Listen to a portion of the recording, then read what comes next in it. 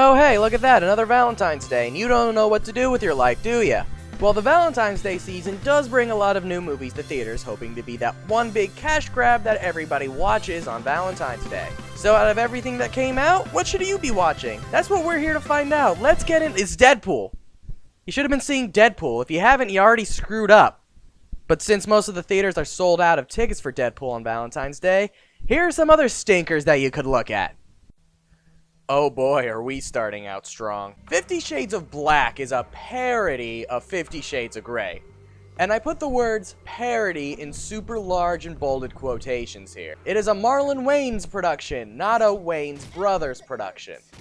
The difference in that statement is that while one group just makes mediocre films, the other makes the equivalent of having a film camera shit in your mouth for 2 hours. This movie is the latter. Going back to the quotes over the word parody, this movie does nothing to really make fun of the films or the situations within them. Rather, it's just content with referencing the fact that the events of the film happen. No actual jokes are really made, the scene just sort of plays out as normal, but there's a fart joke or a stupid mugging shot at the end. It's honestly very, very pathetic. It's the lowest form of entertainment. Referencing the fact a movie exists isn't what makes parody good. At all. Taking the aesthetic and then riffing on the scene or the situation of the film itself, that's what makes good parody. For example, look at Airplane, Spaceballs, Austin Powers. Hell, even the Scary Movie franchise does it better than this. Each one of these films has their own story that works without necessarily knowing the source material. It helps if you do know them, but you don't have to because the film is strong enough to stand on its own. In this film, if you don't have the knowledge of 50 Shades of Grey, which I hate just as well, but I'd rather sit through that than watch this again, then almost every joke in this movie will go over your head. Mostly because it's a near scene-for-scene remake of 50 Shades of Grey. If you want to recreate the experience of watching this movie, sit down and watch 50 Shades of Grey, but pause the movie every 5 minutes and have somebody fart on your face. That will be a slightly better experience than watching 50 Shades of Black. 1 out of 10.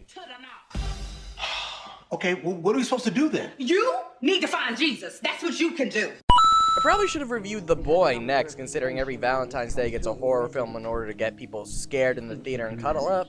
But sue me, I actually wanted to enjoy myself while doing these reviews. The Coen brothers are some of the most ingenious filmmakers that I know. They have some of the smartest comedies that come out every year.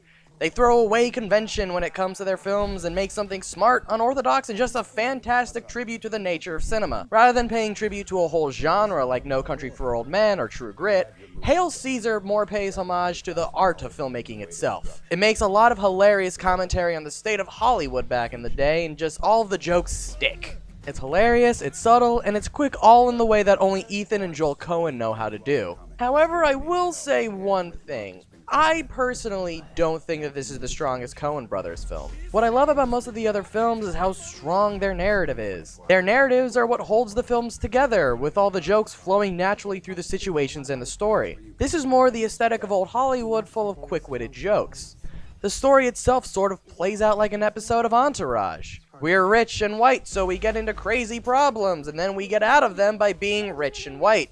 This feels like less of an interesting story in these people's lives, but rather it plays out like a day in the life of these characters. And that sort of works because these characters are very interesting people to follow, despite not really deviating from their normal day.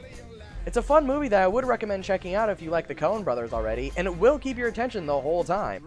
Saying that this is the worst Coen brothers film is like going to the most prestigious steakhouse in the country and being disappointed because you got a 12-ounce steak rather than ordering a 16-ounce steak. You're gonna love it regardless, you just wish you had just a little bit more. This gets an 8 out of 10. Wondering what's going on? Oh boy, did you fuck up if this is all you're left with. The choice is literally The Notebook 18. It's the exact same style of film, exact same dialogue. The only thing I could say is different is the fact that the poster doesn't involve two attractive white people almost kissing. Sorta. These kinds of films are a joke now, which is sad. Romance films used to be films that got respect. Dirty Dancing, Before Sunrise, Casablanca. Hell, even The Notebook is very good at what it does. All of these were before The Notebook became a formula for films to exploit. And now it usually becomes that lovey-dovey movie that comes out every Valentine's Day, because why not? You're stupid enough to buy a ticket. The choice, much like other films in this kind of style, plays off the conventional love story between two lovers that cannot be together. This time, it's because she has a boyfriend. The film then plays through all of the conventional stereotypes of each of these films. Usually what this does is make the characters likable and show off their relationship. However, the main problem is that because she has a boyfriend, who honestly is one of the more likable characters of the film, the whole movie is about her cheating on him.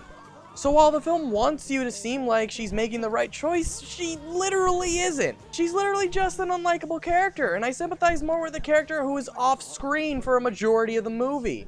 Not the horny girl that can't keep it in her pants while her boyfriend's working out of town for a few weeks. When our two leads finally get together, I just hate them both. And because them getting together is only half the book, we get a super rushed ending that's supposed to be the last chunk of the book in the last 20 minutes. So in a film all about unlikable characters, it ends with a twist in the story that is expected and super forced. I was so bored by the end of the movie that I was essentially yelling at the screen saying, "Fucking build the gazebo or kill your wife! I don't care which!" I would recommend skipping this because wow, was this terrible. 1 out of 10. Where? She left because of you.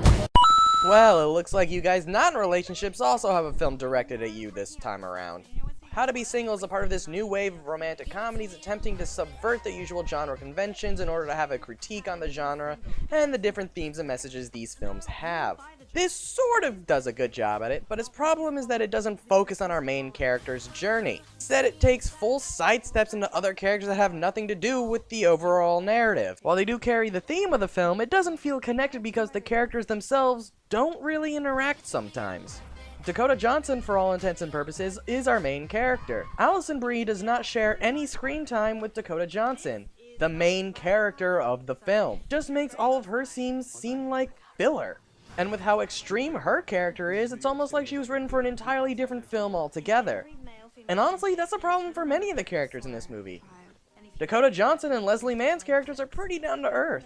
But when it comes to Rebel Wilson, Alison Brie, and hell, even Damon Wayans Jr., they all seem too extreme for this movie's tone. Whenever they are in it, the film feels a little too forced, and it felt like I could tune out and miss absolutely nothing. I will give it this, the film does have an excellent style to it. The camera work can be really impressive, utilizing a lot of long takes that make me connect a lot with the characters and everything happening.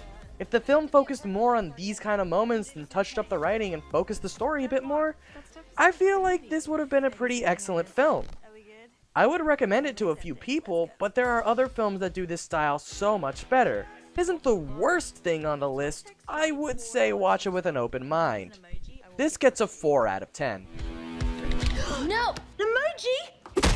Oh! Well, that's all I got for you guys right now. I'm off to see Deadpool because I bought my tickets in advance like a smart little boy.